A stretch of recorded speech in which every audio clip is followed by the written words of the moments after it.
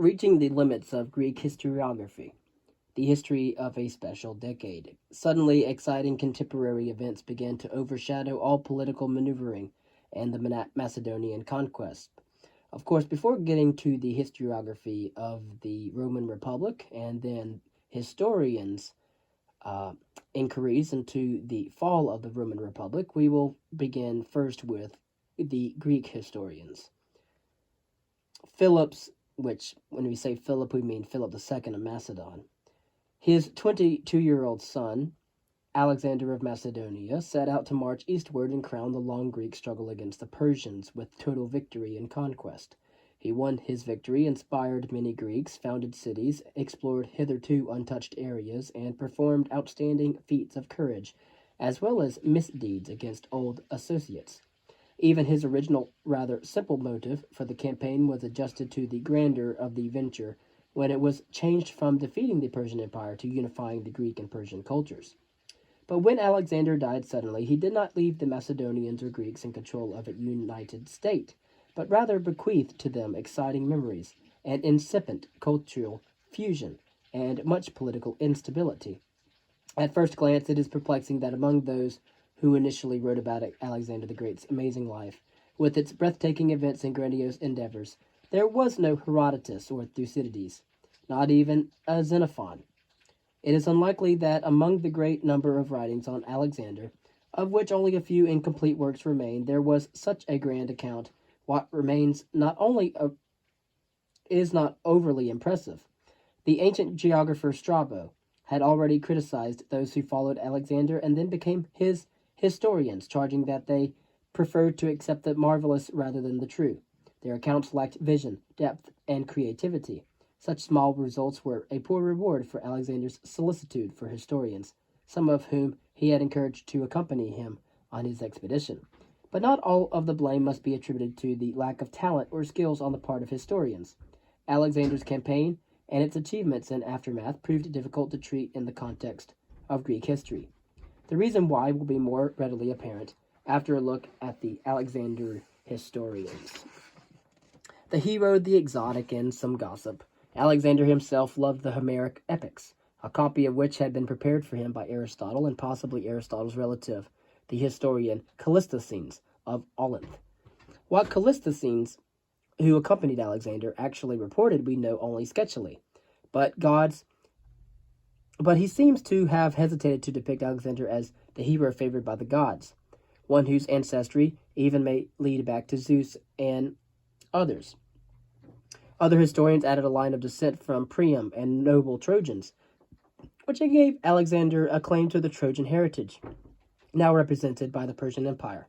Of course, those who knew no such genealogical lines simply discerned a resemblance between the Greeks and Macedonians attacking the Persian Empire and the Achaeans assaulting Troy. As for Callisthenes, he never had a chance to complete Alexander's history. He lost his life as a suspect in the conspiracy of the Pages against Alexander. To Greeks and later historians, he left a Hellenica for the period between 387 and 357 BCE. Onesicritus of Astapaleia perceived Alexander as an entirely different hero when he portrayed the mature Alexander as a philosopher in arms, specifically a cynic philosopher in the manner of Diogenes. The reader may well wonder what Alexander, who loved life, adventure, and eventually the wealth, pomp, and power of a Persian king, had in common with the ascetic Diogenes, except possibly some cosmopolitanism.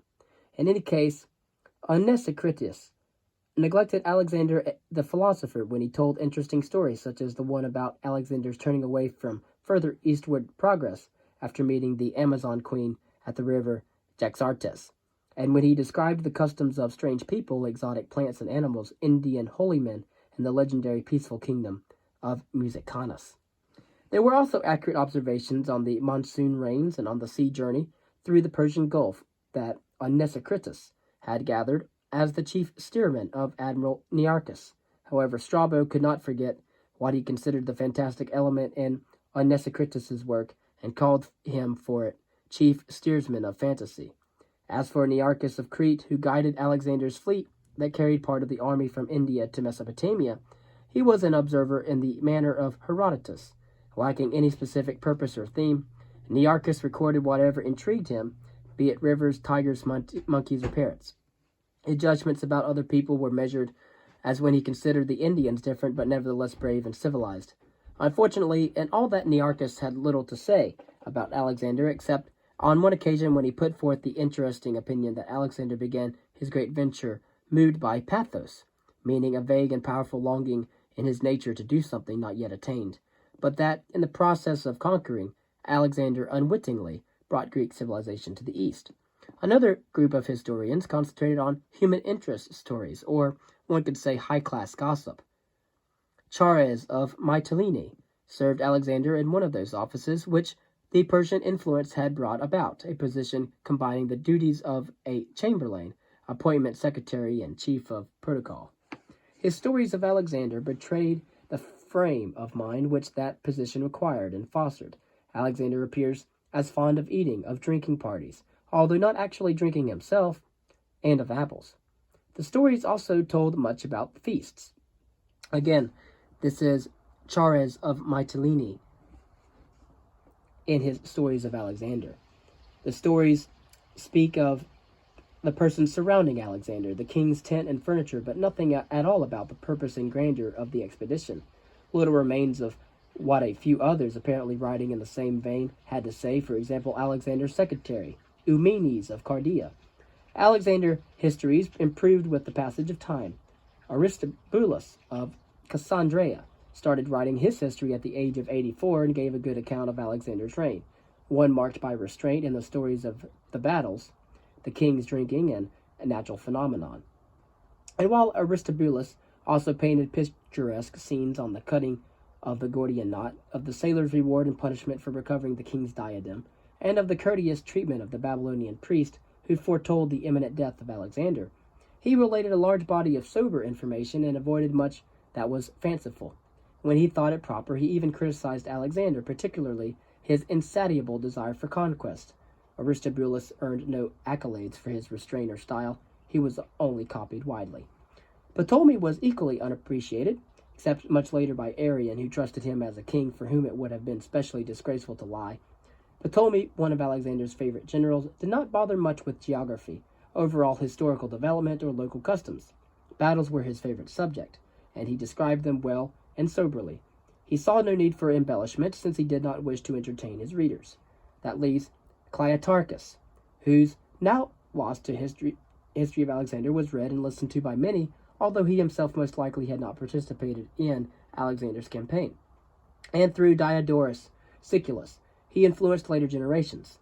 What is known of his history inspires little confidence, although it explains his one-time popularity. And so the problem, that what then made for the glaring discrepancy between Alexander's genius and accomplishments and the poor quality of the histories about him. Historians simply had trouble fitting Alexander to their narratives of the past.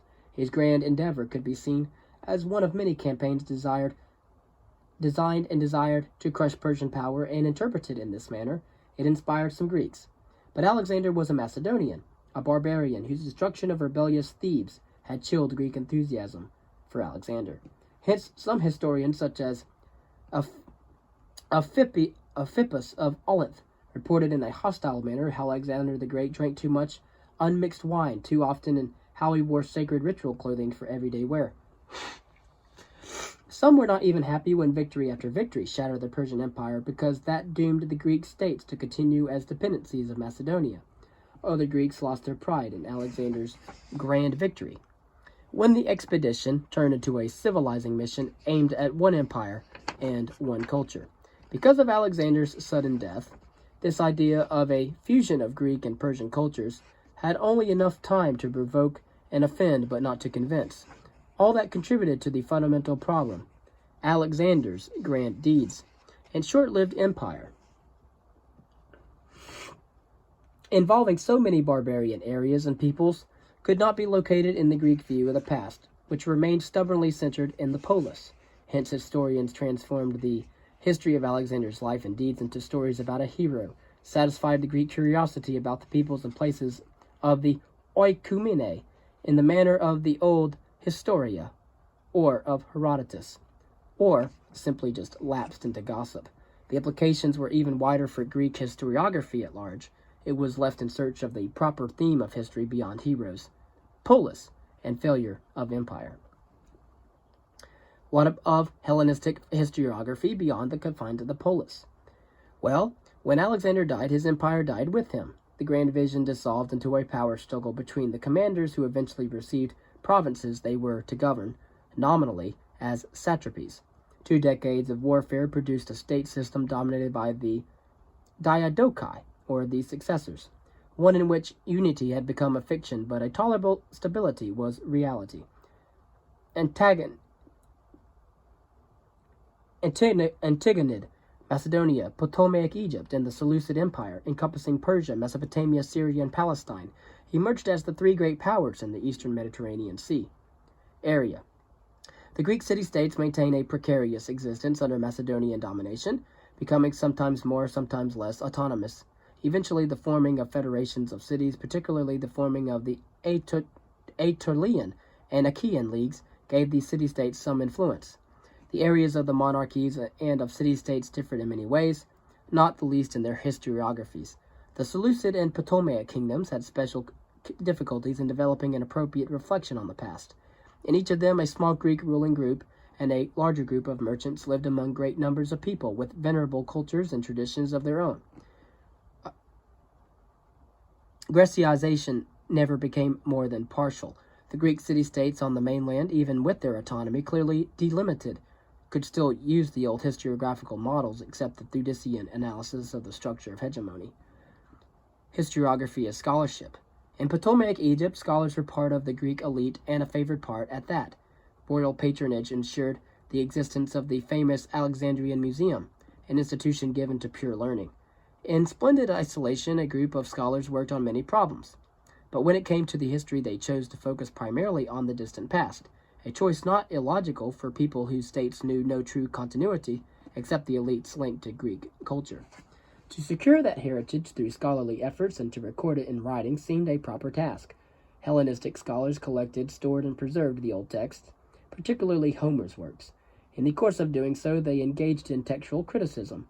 That is, they tried to expunge later additions and mistakes, improve understanding by punctuation and accents, marking, pitch variations, and publish dictionaries of words and names. As you will see, this also happened during the time of the 14th century Italian humanists, but who developed the term anachronism. It all showed sophisticated learning, but it was hardly the stuff many people read. Other scholars, particularly those of latter generations, furnished the audience. Such isolation from life had its price. Relatively few copies were made of many works, and the copies were easily lost. And although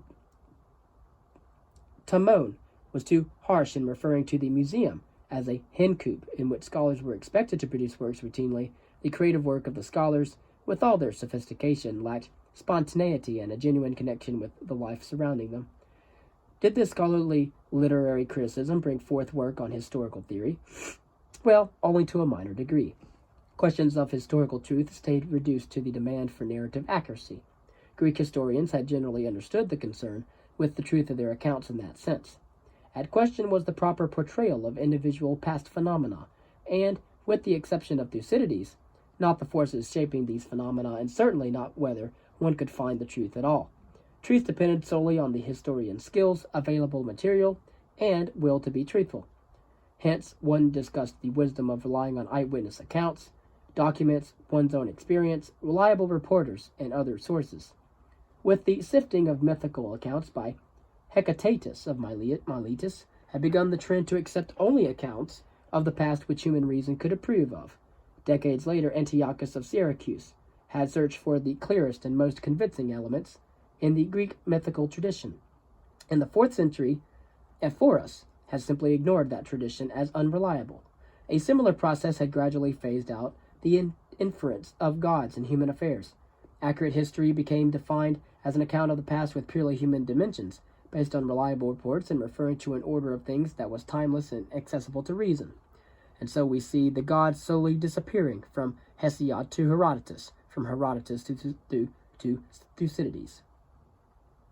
And like all other people, they lived as subjects without opportunities for discussing public affairs and influencing the decision-making. Gone was the passionate concern that had made Thucydides, for example, analyze the fratricidal war between Greeks and to search for the forces tearing apart the Athenian Empire. Hence, while biased in favor of a patron, a region and all things Greek, Hellenistic historians had no trouble in mustering detachment. The Hellenistic philosophers were of no help in defining the historical endeavor. They neglected discussions of the state and the cosmos, and instead designed proper ways to live for individuals who had lost their moorings in tradition.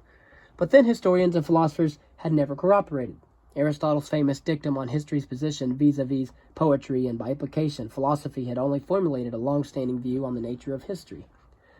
Quote, hence also poetry is a more philosophical and serious business than history, for poetry speaks more of universals, history of particulars. Universal in this case is what kind of person is likely to do or say certain kinds of things, according to probability or necessity. That is what poetry aims at, although it gives its persons particular names afterwards, while the particular is what Alcibiades did or what happened to him. History, telling only about such transitory phenomena as individual events, persons, and institutions, did not commend itself to the philosophers who searched for the timeless truth and wished to state that truth in systems of general propositions. Historians themselves were in tune with that attitude only when they looked in events and deeds for timeless human motives and lessons, and that activity was insufficient to satisfy philosophers. Banned from the field of philosophy, history writing found itself associated with rhetoric, which had begun as the skillful use of language, the art of persuasion, but in Hellenistic times had become a vast, sophisticated enterprise including literary theory and criticism. In the realm of rhetoric, historical writing became one of the narrative forms. All Hellenistic systems of education and of scholarly disciplines reaffirmed that placement, and the prestige of Aristotle made sure that history remained a part of rhetoric for centuries to come.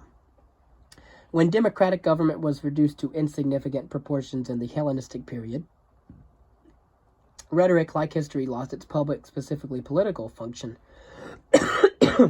In turn, the rhetorical enterprise became a central part of the pedagogical system, where generations of scholars and schoolmakers kept it alive as training in style and argumentation, as well as a science of language.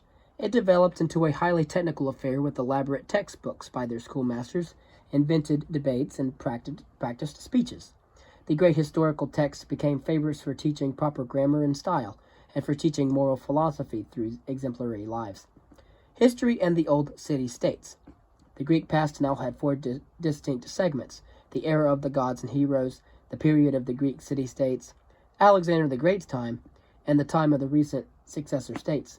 Historians in the states of the Diadochi had no incentive to write a history encompassing all of them. Doing so would have only emphasized the great break between the age of the polis and the world of the Diadochi. Historians on the Greek mainland had only a slightly stronger incentive to accomplish such a quasi-universal history. Recent Greek and Macedonian events capture their attention. This was especially so since the polis had found both a modus vivendi with Macedonia and a form of political organization, the League or Federation, which kept the polis autonomous but reached beyond its borders. The surviving fragments of the works of the recent period of Greek history by Daedalus of Athens, Nympphus of Heraclea, Pontica, and Hieronymus of Cardia indicate that these works, as valuable as they were, brought no new interpretations or concepts to historiography. Most historians of the Greek heartland stayed with local and regional history. History as artful narration. History as scholarship was known to few people. History as political narrative or local history had a somewhat greater public appeal. History as dramatic account, serious or frivolous, received the major share of attention. That aspect of history had been present in the stories of heroic deeds in Homer's Iliad, the anecdotes that Herodotus relished, the tales of adventure in Xenophon's Anabasis, and even occasional passages in Thucydides' austere account.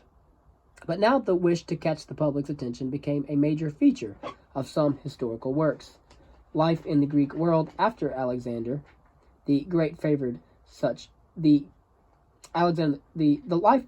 life in the Greek world after Alexander the Great favored such a development. At least in the urban areas, a large segment of the population enjoyed peace, leisure, and a relative comfort. These people craved excitement and entertainment, and historians simply took account of that. Durus of Samos and Phylarchus, early 2nd century BCE, captured a wide audience not by the importance of their subject matter, but by the manner of their writing. More than a century later, that manner evoked the wrath of Polybius, who condemned the whole class of historians to which Durus belonged.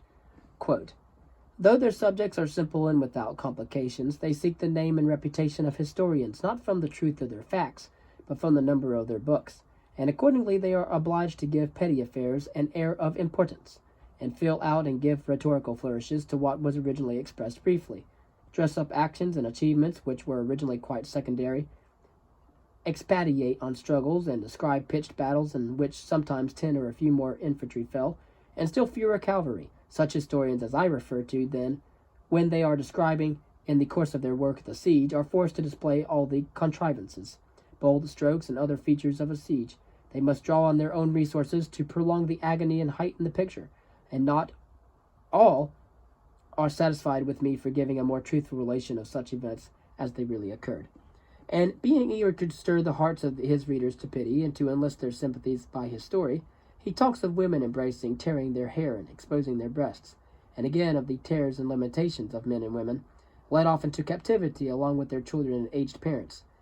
And this he does again and again throughout his whole history, by way of bringing the terrible scene vividly before his readers. The historians who dramatized their accounts told anecdotes and did not shy away from trivia to enhance the human interest wanted history to offer its listeners and readers. Mimesis, which is an imitation of reality, which, like drama, involved them by stirring up their emotions, even passions.